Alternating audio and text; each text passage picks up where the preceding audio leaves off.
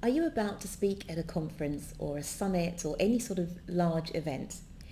If so, then this video is for you.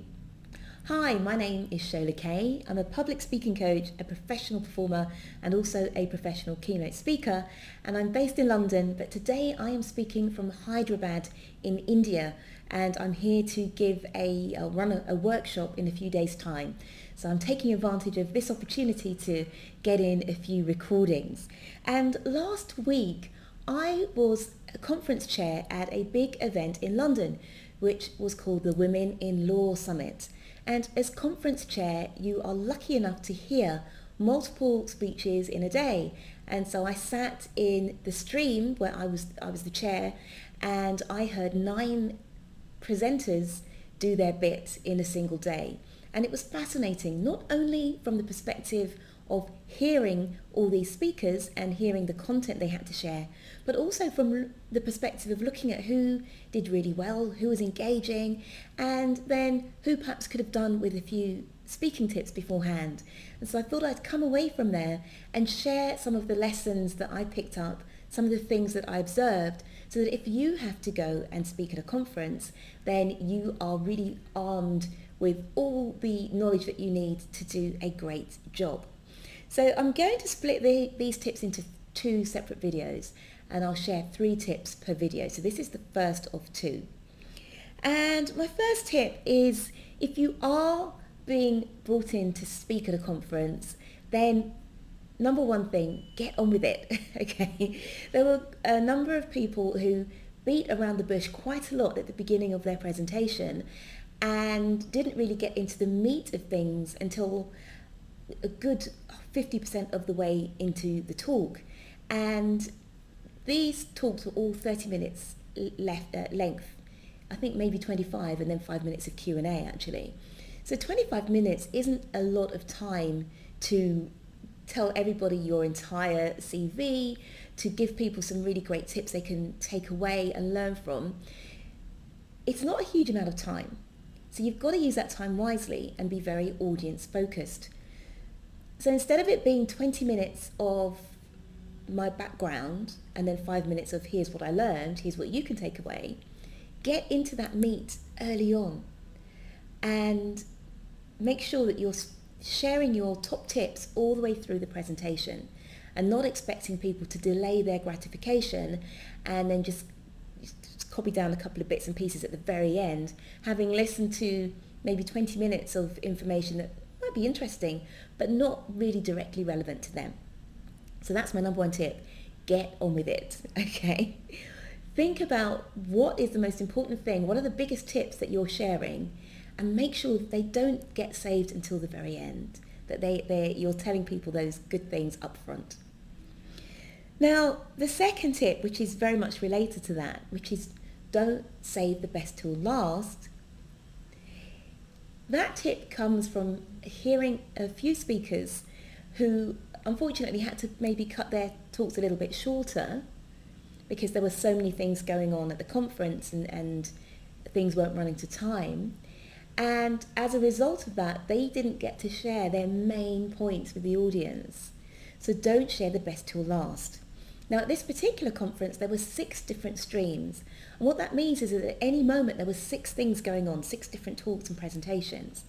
And the idea is that in each stream, each talk ends at the same time as all the talks going on elsewhere, so that people can mix and match. They can go from stream 1, which might be about starting out in your career, and they might want to hear a talk that ends at 9:30, and then they might want to pop off to stream 3, where there might be a workshop on something, and so everybody gets to go to all the things that they want to go to, and they get to go to their top event that's taking place at a particular time. So the idea is that every single talk ends at the same time.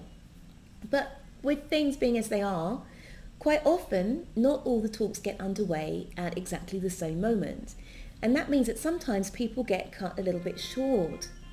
There's a lot of traffic here in Hyderabad. I hope you can't hear all this beeping out of the horns. I've got the motorway right outside my hotel. Goodness me. Anyway, let's carry on. So the problem is that you've got to be ready to perhaps lop off 5 or even sometimes 10 minutes off your talk. And if that's the case and you've saved all the good stuff until the very end, then it's not good for you because you're frustrated that you didn't get your best points heard. And it's not good for the audience because they are wondering, well, hold on a sec, where was the value in that presentation? And they're not aware that all the good stuff was coming at the end. So don't do that. Don't save the good until the end. Make sure that you actually intersperse or mix the good stuff all the way through your presentation, so that even if you do have to cut off a couple of minutes from the end, you know that you've served the audience, you've told them all the interesting things that you needed to share, or at least most of them, and the audience is satisfied as well. Now, the third point that I want to share in this particular video is around being engaging. Now, just because you've only got 25-30 minutes to speak, it doesn't mean that you can't engage the audience. It doesn't mean you can't ask them to put their hands up. You can't ask them to give you the answers to a couple of questions. You can't do call and response. It doesn't mean you can't do any sort of interactive exercises. Now, one of the talks that went down the best, should I say, in my stream was somebody who was talking about business networking, and she introduced a couple of very short exercises for people to try. Even though she only had half an hour, she gave us 2 points of interaction where we had to share with a partner and talk to people around ourselves. And every time you do something like that, the energy in the room shoots up because people love talking about themselves. And in fact, dopamine, the neurotransmitter of reward, is released when we talk about ourselves. So you're actually benefiting the audience, not only in making them feel good, but also in getting them to interact with your content. So even if you've got a very small amount of time to speak, it doesn't matter. You can still add interaction. It's good for the audience and it's good for you. So those are my 3 top tips in this first of 2 videos on how to ace speaking at a conference. And the first one is to get on with it. Don't beat around the bush. Don't sort of stack all the good stuff towards the end of your presentation. Get on with it and don't make your introduction too long, because you might find that your whole talk is an introduction and then it's over, right?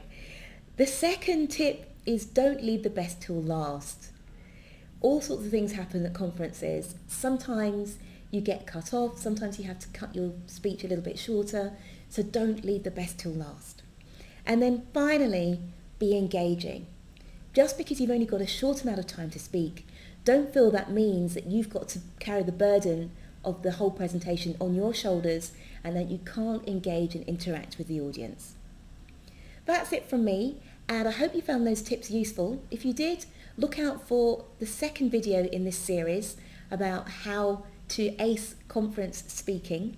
And if you do have to speak at a conference, maybe you work for a corporate and you need a trainer to come in and provide you with some tips and some live training, so please let me know. Or if you're a business person, you're self-employed and you need to speak at a conference or you need to speak, grow your business, then I can help you with that. So please do get in touch. Take care and ace your conference speaking. Bye.